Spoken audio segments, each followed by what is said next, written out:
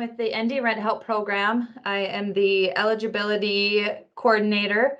And I started out with when the program was ERB, and we'll kind of explain a little bit about that. And Paige Stark is also with me from ND Rent Help, and will kind of be tag teaming the presentation here today. So we do have a little PowerPoint here, so I'll share my screen. Okay.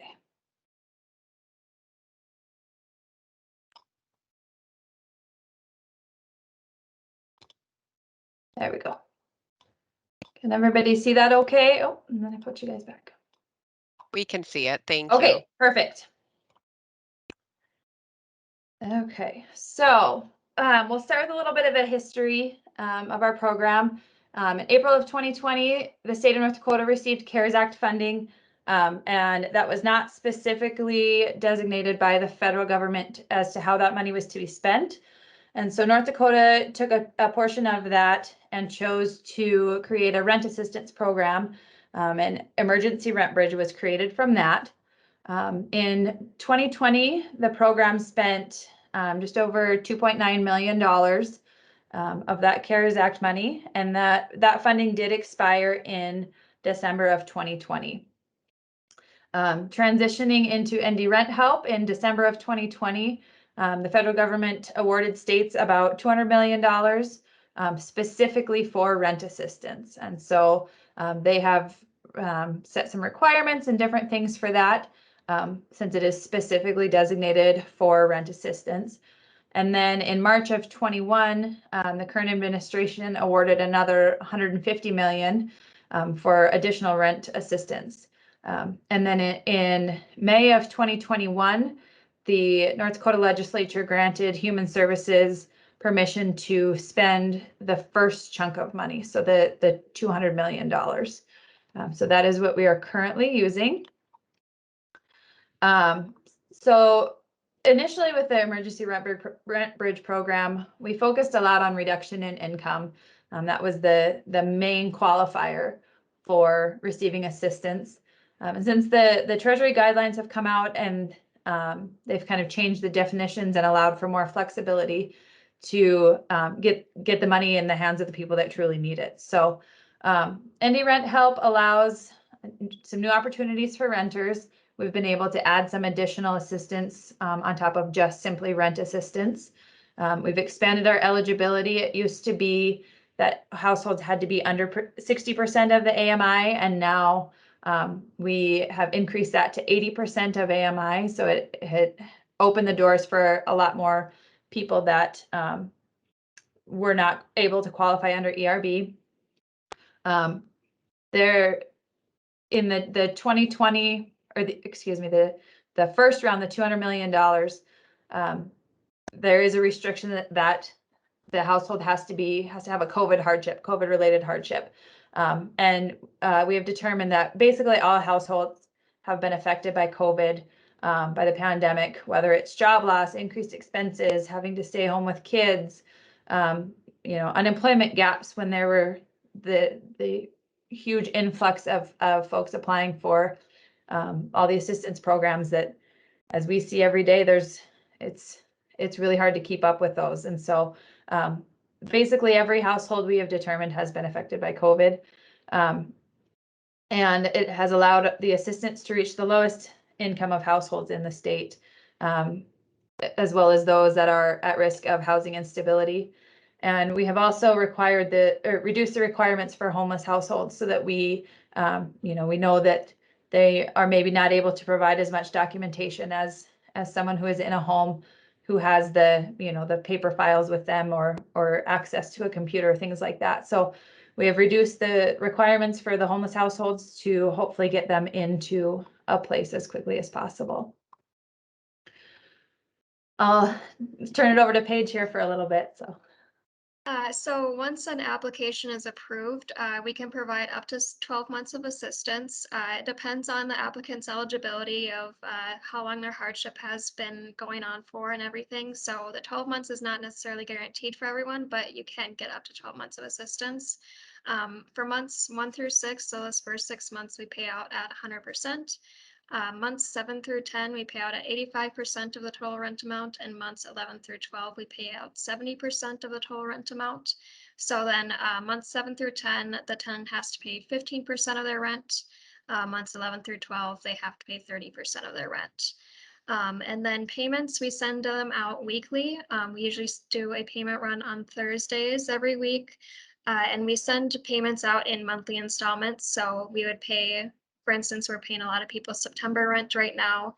And we can pay future rent after recertification, everything that we can get into a little bit later. So our staff, as far as payment goes, we reach out personally to landlords and utility providers to directly notify them that an applicant has been approved, and we assist them with the registration process that goes through our state's Office of Management and Budget. It does all of our payment runs for us. We just enter it in manually through our system. Recertifications, this is how we check in on an application and see if anything's changed, if they've gotten a new job, if they're still struggling, anything like that.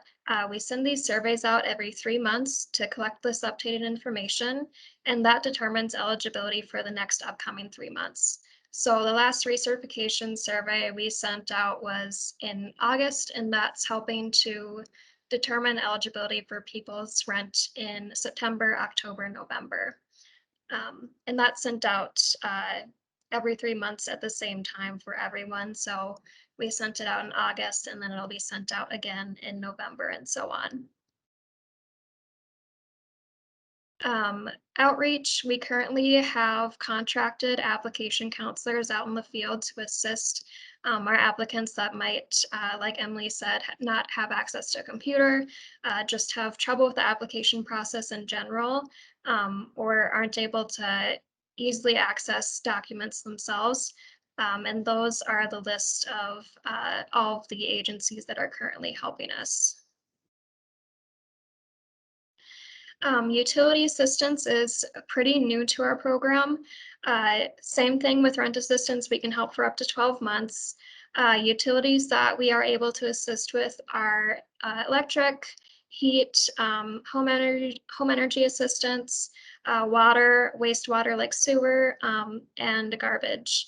And we pay utilities out at 100%. If there were to be like a past due balance, we would make a crisis payment to make that account current. So if someone was behind $300 on their electric payment, we would just issue a payment first at that $300 amount. And then the next 11 months would be at their kind of average utility amount.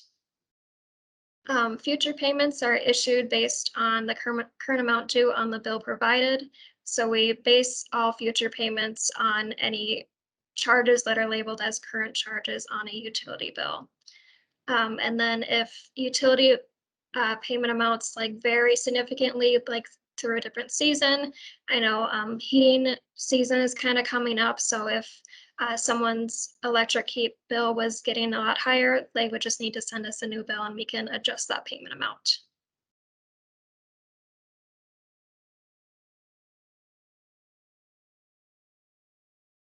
I'll let Emily take over now. Forgot I was on mute. Okay, so we just wanted to share a few of our goals as the ND Rent Help Program. Our main goal is obviously to get the assistance in the hands of those most in need. So outreach is one of our main priorities right now. To date, the ND Rent Help Program has provided assistance to people in 39 of the 53 counties in the state. The ERA1 program, which is the first round of rent assistance money, we've received 3,097 completed applications for rental assistance through August 31st.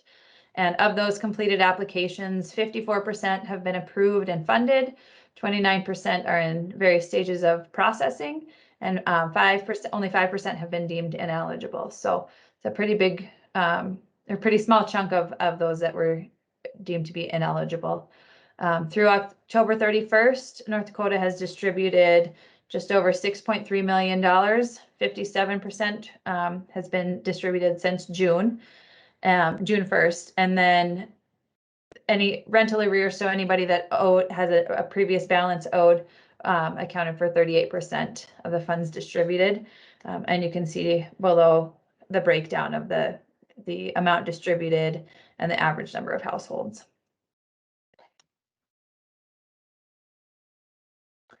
So if I know that I see a few familiar names and faces for some of our application counselors, but if anybody is wanting to help an applicant, you can refer them to one of our application counselors, and we can make sure that you guys have that list of the application counselors.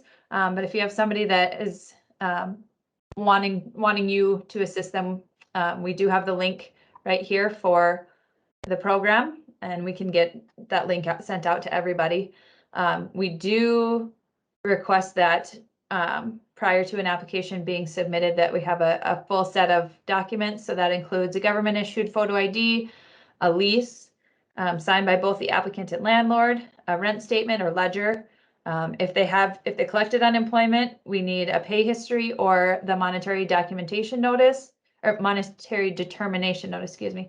And that's just the letter that they get that says, here's the amount that you're approved for and the number of weeks. If they are approved for LIHEAP, Social Security Disability, WIC, Head Start, Child Support, any of those types of programs, we do need the award letter for those. Programs like LIHEAP, or SNAP, TANF, child care assistance, we do have access to that system. So you would just indicate on the application that yes, they are receiving that assistance, and then we can pull the documentation that we need for that. It does require the name, the age, and the source of income for all household members, even including children. So that information is helpful to have right away. Most current utility bill if they are needing utility assistance, and then a detailed description of their hardship, including the dates and the cause of their hardship. So those few items are really important in determining when their eligibility starts. So and then the cause of hardship is part of our reporting requirements for the program too. So we threw a lot at you in a really, really quick amount of time. So I'll stop sharing my screen and we can answer any questions that anybody might have. I have a couple of questions. This is Bobby. I'm with the Williston office. I have a client who she got evicted from her apartment and now lives in a motel. She pays month to month. I mean, well, she pays monthly, but is there any help I can get for her paying rent? Because her rent is $600 and she gets like $1,000 of income a month. So we were just actually discussing this yesterday. Our first priority is to get those folks in touch with the page. What's the exact term? The Housing facilitators. Housing facilitators. Thank you. Get them in touch with a housing facilitator. Those folks can help them get into a place right away. There's also some options for hotel vouchers, things like that. And then we can also, if they apply for the program, we can also provide a letter of commitment so that they can take that to a prospective landlord to get into a permanent residence or a more permanent residence. And then once they have that signed lease and ledger, then we can assist at that point. If there is no funding left for the homeless coalition and things like that, we can look at potentially helping with the hotel motel, but we can't do that for every application at this point. Okay. So our first priority is to get them to the housing facilitators. Okay, and then I have another question. Is this only for people who rent, or what if somebody is buying their home or owns their home and can't afford mortgage? It's not for them at all. At this point, the program is only for rent assistance. The hope is to have a mortgage assistance program built sometime this year. But at this time, it's strictly rent assistance. Yeah. Okay, thank you. I think I see a hand for Jenna. Yeah, I just kind of want to follow up on the same question about motel. So I deal mostly with participants in the Free to Recovery program who are sex offenders. their long-term housing option is a motel. Unfortunately, that's kind of the only spot in Jamestown that a lot of these people will live for a majority of time. I mean, up to multiple years. And I've struggled, been unable to get anybody any type of assistance because they can't get any housing vouchers or anything by having to register as a sex offender. And then they can't get help on this program because there isn't a lease. There's a rental agreement, but it's month to month as well. Even the folks that I've had that have lived in like a sober housing unit, that's like a halfway house, pay rent, but they again don't have a lease. And so there really isn't anything I can do for these folks then. Is that the case? I would say as far as the hotel motel situation, have them submit an application, provide what you can, and we'll take a look at it on a case by case basis. We can't guarantee until we take a look at everything. So that's, Paige, is that what you would suggest too?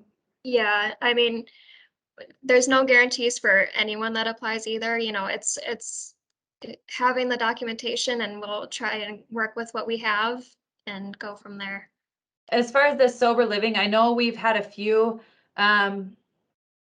applications come through and they type out similar to a lease. Here's the kind of the terms of their stay in that home. The monthly rent, the address, basically a letter similar to a lease stating the terms of their stay. And we've been able to take a look at that too. So if, sorry, this is Jenna again. So follow up with that, then if someone was staying in like an extended stay, so it's called a motel, but it's essentially extended stay, like efficiencies that they're renting. And so I've worked with the landlord closely, but never gotten him to agree to any type of a lease situation. So if he were to write out something like a letter, would that suffice as like in place of a lease as far as their application goes? We would take a look at it. Absolutely. Yeah, like we said, we can't make any guarantees without taking a look at the application as a whole, but we're definitely willing to take a look and do everything we possibly can to help. So this is Bobby again. That was the same situation as my client is in. It's also extended stay. People live there. So should I even hand that off? We have to our people here, like to the ND Help workers here, and have them even try, or just? You could try. I mean, we'll take a look, like we said, at the application as a whole. And if there's any way possible that we can assist, we absolutely will do everything we can. Right. Thank you. So then, logistically speaking, this is Jenna again, when we go back, or when you put an application in, you get the email 24 hours later to submit those documents. Is their application not considered submitted if they don't turn in those documents? Or like, should they email somebody that says, here's my situation, this is the deal? Or how does that exactly work so that it triggers like their application essentially? Yep. So their application does not become worked in our system basically until that link is utilized and the documents are uploaded. And so we do deactivate any application that is, we have increased it. It used to be 2 weeks. We're increasing it a little bit to allow more time. But yeah, those applications don't go anywhere in our system until that link is utilized and documents are uploaded.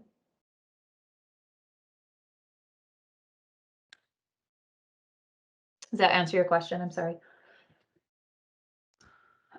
Not fully. So if they didn't have, a traditional lease, then obviously they would have their driver's license and those other things. But if they didn't have like a traditional lease to upload, then I know for helping some folks do this, that didn't have like work information, for example, like I typed in a Word document, like this is their situation and uploaded that. Like, should we do something along those lines so that their application is active then? Upload everything that you possibly can. If they get like a monthly bill from the hotel motel, the long-term stay, add that. Like we said, some sort of written out statement of you know, the name of where they're staying, the address, the monthly amount that they're paying. If you can get a signature from somebody at you know, the location that they're staying at, that is ideal. And then we'll need a contact information of who to call if they are approved, so that we can get in touch with them and get them registered in our system. Thank you. Yep. Jennifer Henderson has a hand too. Hi, yes, I was wondering, with regard to housing facilitators that you referenced, on the website, you only have application counselors. Is there a list of approved housing facilitators somewhere? It's very, very new. So we are working on getting a list of those out. If you want to reach out to one of us, we can definitely get you in contact with somebody. Great. And then with regard to those that are staying in a hotel situation, you mentioned that the housing facilitators can help possibly coordinate them into permanent housing, and you can possibly pay for that through this program. Is that correct? Correct. Security deposit, first month rent kind of down payment? Yep. In extenuating circumstances, we can assist with the deposit and, you know, application fees and things like that. And we would consider a homeless household or someone staying in a motel, not in a permanent residence. We would consider that the extenuating circumstance. Thank you.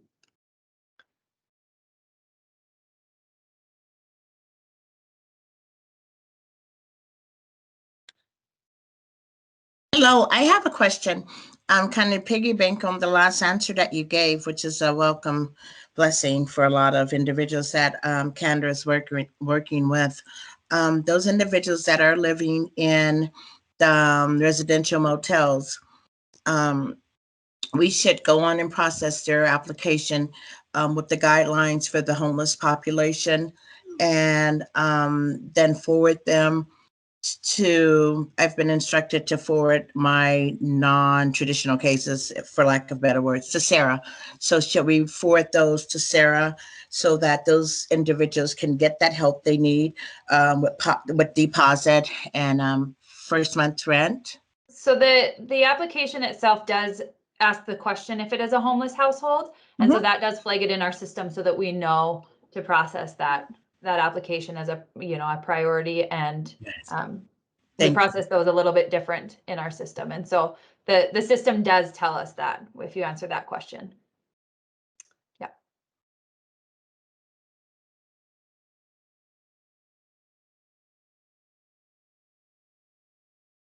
Any other questions?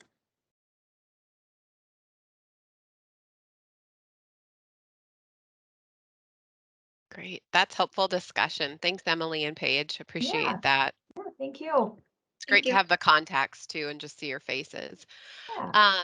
Next up, we have Jennifer Henderson. She's with the North Dakota Housing Finance Agency, and she's going to be talking to us about opening doors. Thank you. So before I get started on opening doors, I did just want to mention too, North Dakota Housing Finance Agency has been working really closely with Department of Human Services and North Dakota Rent Help to get the word out as far as rental assistance availability to our housing providers, trying to encourage them to work with their tenants, to get their tenants referred to an application counselor for assistance in applying for rental housing. With the eviction moratorium going off now, we find it very important that our housing providers are, one, aware that North Dakota Rent Help exists, that it's different than Emergency Rent Bridge. We're coming across a lot of housing providers and tenants who kind of look at this rental assistance and say, oh, I tried applying for Emergency Rent Bridge and was denied, or I already applied for that and had my couple months, so I can't qualify again. And for them to understand that this is a new and expanded program, and they should reapply. So I can't stress enough, if you're working with clients that say, oh, I've already done that, please work with them to try to resubmit an application, because the expansion is significant. And if they were ineligible for income qualifying, man, there's a lot more room there with going up to 80%. So please encourage everybody to reapply if they have already tried once before. So that's my little blurb on rental assistance from our perspective. And so I'm here to talk today about Opening Doors Landlord Risk Mitigation Program, which From what I can see by the participants in this session, many of you might be familiar with Opening Doors and already participating in the program by referring clients. So this might be a little bit repetitive to you. But if you have any feedback of some concerns you have with regard to the program, I'd love to hear it. If you are new to this program and your organization is interested in applying to be a participating care coordination agency, this will be really important for you, and we'd love to visit with you on that after this meeting. So I'm going to go ahead and try to share my screen now. And I'm working from home, so we shall see how good this is. So Opening Doors Landlord Risk Mitigation. This program was developed and made available in January of 2019. And it was developed in partnership with our statewide housing services collaborative that Money Follows the Person organizes on a regular basis and at a regional level. It was determined that the Fargo-Moorhead Landlord Risk Mitigation Program might be something that we'd like to see statewide. So we applied for Medicaid rebalancing dollars in order to fund the initial pieces of this program. This program's goal is to provide households with an opportunity to access housing, but also protect the property and investments of housing providers. So really stable housing, but coverage of loss. The program can provide up to $2,000 of damages or lost revenue for eligible expenses, and the term of the guarantee is up to 18 months. And that is really dependent on how long the participant can obtain supportive services from you as their participating care coordination agency. So how the program works is there's really 4 participating entities. Number 1 is the participating care coordination agency provider, and that is organizations who are working with clients to remain stably housed, to be referred into other programs, who are providing any type of supportive services and can commit to those services for at least 12 to 18 months. There's covered clients who are enrolled in the program, referred through the participating care coordination agency. And then you have housing providers and property managers who accept those clients as tenants, and then our agency as the administrator. Participating care coordination agencies have some responsibilities as far as the type of services that they should be able to provide, and that is identifying and referring eligible households into the program, and I'll talk about client eligibility next. To help those individuals with goal setting, and that could be budgeting, that could be employment services or referrals to employment services, helping them with the leasing process, providing monthly in-home visits with those clients, and contacting landlords on a quarterly basis, and being the main point of contact for a housing provider if there are tenancy concerns. This slide is the reference for all of the criteria that the clients must meet in order to be referred into the program. The first bullet point of enrolled or eligible to enroll in Medicaid or Medicaid expansion, that is a criteria of the rebalancing dollars that we were funded. CMS did require that we had this eligibility criteria. The next one is having an intellectual, developmental, physical, aging-related behavioral health condition or youth exiting the foster care system. This is a self-identified condition and can range anywhere from any type of disability to addiction. So anything that the client can check off on those boxes is self-identified. Also having a housing barrier that disqualifies the applicant under ordinary rental criteria. So this can range from poor credit, past evictions, poor rental history. It can be criminal convictions, anything that would ordinarily disqualify somebody from renting an apartment. And then finally, the most important piece of the client's eligibility is willing to actively participate in supportive services.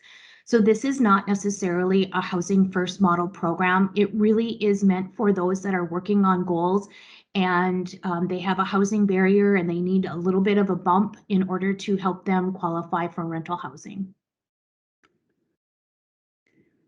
So the application process. An approved provider will determine that a household meets those eligibility requirements and submits an application in partnership with that client to the Opening Doors. North Dakota Housing will then look at that application, and if we approve it, we'll issue a commitment of coverage, which allows a client 60 days to find housing.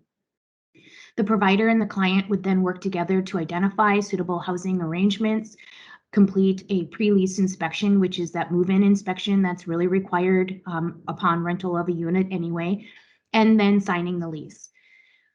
Once that is signed, the client would then sign also a release of information with the housing provider and your agency to allow information sharing. And you as a provider would take those documents and submit that to us to obtain a certificate of coverage. And that coverage, again, can range between 12 and 18 months, depending on how long you're able to provide services. And then finally, there's ongoing reporting requirements, which include monthly in-home visits with the client to just identify if there is any housing and tenancy concerns, and quarterly contacts with the landlord, which can be in person or in the phone, checking to see if there's anything from the landlord's perspective that has been identified as a tenancy concern. Some of the tenancy concerns that were identified at the landlord level have been several noise complaints or a roommate that was not originally on the lease. Those are items that have been found out, which are lease violations in separate communications with the landlord. So those have been helpful. So if you're interested in becoming a participating care coordination agency, there is an application available on our website, which you would complete and submit to our agency along with a list of providers that you would like to see authorized to refer clients into the program. Each of those providers must attend an initial training, which is about an hour or less of going through the nuts and bolts of the program and then signing a program acknowledgement form. Once those items are done, you are able to refer clients into the program immediately. I should have mentioned this. Originally, we had 67 slots available for tenants to enroll in the program. I think right now we are at 60 open slots. So we do have room in the program for referrals. I did want to touch, before I do that, I wanted to bring up our website real quick here, so that you can see how to access the Opening Doors website. So ndhfa.org is our website. And towards the middle of the page is a Ready to Rent tab, and you can click on that. And in the middle of the rental programs is the Opening Doors Landlord Risk Mitigation Fund. I did want to point out here too, there's other resources available for renters in this area as well. But the Opening Doors page has some additional details on the program, as well as information for you as the participating care coordination agencies, and a application for approval as a participating care coordination agency is the first item under the additional resources under forms. So if you are interested in that, you would just complete this document and submit it to our agency to begin that process. I wanted to touch a little bit on what landlord and housing providers are expected as part of participating in the program. And that really is not a lot different than the traditional housing provider and tenant relationship, except for allowing you as a participating care coordination agency provider to also participate with that tenant, and that the landlord would contact you if there are tenancy concerns that are not being resolved between the landlord and the tenant. As I mentioned, the types of claims that landlords are able to apply for is excessive damages, which includes any damage that's over and above the traditional unit turnover. The maximum claim is $2,000, and that reimbursement is reduced by the security deposit that the tenant pays. Lost revenue can include legal costs related to evictions or rents that are not collected based on abandonment of the apartment pre-lease, but we will only cover up to 60 days of that rent that's owed and not collected. The total claim cannot exceed $2,000. And so if there is excessive damages and lost revenue, a housing provider would only be able to obtain a total of $2,000 for both of those claims, a total. Housing providers can participate in two ways, and that's one, accepting an opening doors covered household on a case-by-case basis, or two, becoming a participating landlord. And by becoming a participating landlord, what they are doing is simply agreeing to participate in the program and consider taking house tenants on a case-by-case basis, but they are also agreeing to be put on a list for our participating care coordination agencies. And so if an agency inquires on if there's any participating landlords in the area, we can send them a list of the participating landlords who have agreed to be listed on this list. Some of the guidance that we provide our housing providers with regard to tenant selection policies is based off of HUD guidance that came out in 2016 that was really related to the use of criminal background checks during the applications screening process. And what HUD came out and said is that a best practice is to really consider criminal convictions on a case-by-case basis, and that you should not be using arrest records, and that you should apply background checks consistently, but allow considerations of mitigating factors. And that is really that tenant telling their story of what they've done since their criminal conviction to overcome the challenges that they had. And so we provide a list of mitigating circumstances that should really be considered. Oops, that was too much. That should be really considered, and that is, the seriousness of the offense, or maybe it's the length of time since that offense, and the age of the household member at the time that they had that offense. The other thing, though, is that Opening Doors Landlord Risk Mitigation Program is a mitigating services, because that is participating in items number 6 or 7, which is having some tenancy supports or having access to any other services that might be helpful during their tenancy, and participating in programs that can help them to have goal setting and budgeted settings. So if you're working with a client that has a criminal offense that has been, or criminal conviction that's been preventing them from renting, it might be helpful to help them put together their story in writing as to why they have some mitigating circumstances that could be considered for rental. And I know that sex offenders has come up on this conversation already, as far as the challenges of sex offenders getting housing. And I don't really have an answer for that, but what I can say is that somebody with a sex offense conviction is allowed to apply in the program, and they can try to obtain housing and be covered under Opening Doors. I forgot to mention that Nancy Rice is our program administrator, and she was going to listen in on the call today. If you are interested in enrolling in the program, please contact her, and she can go through any questions that you might have with regard to participating in the program. And with that, I will open up for any questions.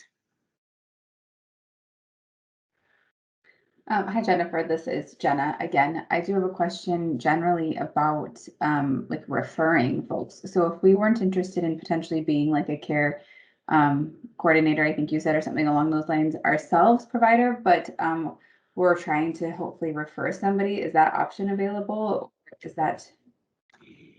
It is available. We do have several participating care coordination agencies already enrolled in the program. That includes Center Inc., Choice Recovery Consulting, Community Options, Community Uplift, F5 Project, the Fargo VA Healthcare System, Independence Inc., Lost and Found Recovery, Recovery Works, Salvation Army, SENCA, which is the CAP agency in the Fargo area, South Central Human Service Center, Southeast Human Service Center, West Central Human Service Center, and YouthWorks are some examples of organizations who are already participating.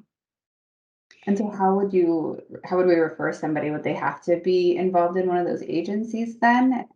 Yes, for the most part is accepting some sort of services, because that participating care coordination agency would need to be able to work with that client to provide the monthly in-home visits. Oftentimes it could be a partnership between, for example, a free through recovery organization and perhaps they are being served by Independence Inc. So if they are not obtaining services from a participating care coordination agency and wouldn't really qualify for those services, then they might not be eligible to enroll unless you were a provider and willing to do monthly visits with that client. Jenna, we can talk a little bit more about how the Opening Doors program really works hand in hand well with Free Through Recovery and Community Connect, because you're be reimbursed for the care coordination services, and it benefits the participant. There's no financial reimbursement for those providers that sign up to be an Opening Doors provider. It's just something that they do in addition, typically, to the other services they provide. It is not a lot of requirements as a provider to be an Opening Doors providing agency, like Jennifer said. Um, we just really want all of our providers to really consider it, as it does help reduce many barriers and some of the risks that the landlords discuss when trying to house people with maybe poor credit or criminal history. Yeah, I mean, if you're working with clients to help them get referred into other services that they might be qualified for, Free Through Recovery goes hand in hand, like Heather said. Couldn't agree more that if you are working with clients on a regular basis to help them be stable and successful, you might want to consider taking a look at Opening Doors. And I'm not sure if you're aware, Jennifer, but Free Through Recovery expanded in February out to serve more individuals, and that program is called Community Connect. I have had little snippets of information on Community Connect, but I'd love to hear more about it. Perfect. Is there any other questions from anyone? I had a question that I put in the chat, but I'll just ask it. If that's Oh, okay. Monica, I just saw it. I'm sorry. Okay. Monica asked if there are any criminal convictions which prevent somebody from qualifying, and the answer is no. If you can have any criminal conviction and be able to qualify for Opening Doors. What might happen though is there are some housing providers who are hard-nosed on things such as sex offense, and they might not be willing to even take a look at mitigating factors for whatever reason that might be. But it sure doesn't hurt to try, especially by helping somebody. What we've heard a lot is that helping somebody tell their story to the housing provider of all the things that they've been working on to turn around their situation. It's hard for people to tell others what they're going through, and some housing providers will listen, some will. So definitely, if you can help tell that story of how they can be successful and how hard they've been working, I think that could be really helpful. Thank you. I should note too, on our agency's website, and I kind of pointed to the additional resources that are available, there is a housing database search out there of all of the properties that North Dakota Housing Finance Agency has helped finance, which means that they are units that have income and rent restrictions and are considered affordable housing units. So if you are looking in a certain community, go ahead and go on to that database, and it'll give you a list of phone numbers of those properties so you can see if there's any availabilities in those affordable housing projects. Thank you. And Opening Doors, it's a really great resource, and it's sometimes underutilized. And so we just really wanted to make sure that all of you are aware of what this resource is. And if your agency is not already signed up to be a provider, please consider doing that, as that will open up access to more people in North Dakota. Thinking that if, these funds aren't utilized and we don't show a need, it's hard, to continue sometimes justifying them, wouldn't you say, Jennifer? Yeah, that's true. So first I'll start with a couple of statistics. So there's been 56 applicants into the Opening Doors program. Of that, only half of them have actually able to found housing. So we've had 28 folks that have been enrolled in the program. There has been 13 evictions of those applicants, and I believe 9 of them resulted in claims paid. Our average claim to providers has only been $1,400, surprisingly. I kind of was worried about the 2,000 not being enough, but somehow 1,400 has been our average claim. Majority of the evictions have been due to the tenants kind of heading back down into their addiction issues that they had, and just several crises that occurred, and they discontinued visiting with their providers, and kind of went down that black hole, I guess you would call it, and ended up being evicted or returned to incarceration. So we found that the pandemic was really hard on our opening doors participants, especially because the face-to-face visits discontinued and went to phone calls or telehealth. And so we had a lot of folks that ended up in crisis and just weren't able to get the help they needed and ended up in eviction. And I know that there was an eviction moratorium, but that was for non-payment of rent. And so if there are significant lease violations, tenant damages, et cetera, you could still have been evicted, obviously. And so those were the types of evictions that we saw. Also, I mentioned earlier that the monies that we used to start this program came from Medicaid rebalancing dollars. So there is a requirement for somebody to be eligible or enrolled in Medicaid or Medicaid rebalancing or Medicaid expansion, excuse me. We are still looking for additional funding. So as we can see some successes in this program, we are hopeful to identify other funding sources that might eliminate that and have a separate pool for those that are not enrolled in Medicaid. So just keep that in mind, that we are continuing to look for that. And we've had some successes. I gave you a lot of statistics that didn't sound good, but we have had people that have made it through the program. They've met their lease obligations and are continuing to be good renters. So that's been good. I just wish it was more. So those of you who are working with people, please consider enrolling in the program. It'll be helpful to really show some successes of having a insurance coverage for folks. Thank you. That's helpful. Well, we really appreciate your time, Jennifer. Thank you for joining us. You bet. Thank you for having me. Mhm. All right. Well, I'm going to go ahead and end today's presentation and look forward to seeing you all soon.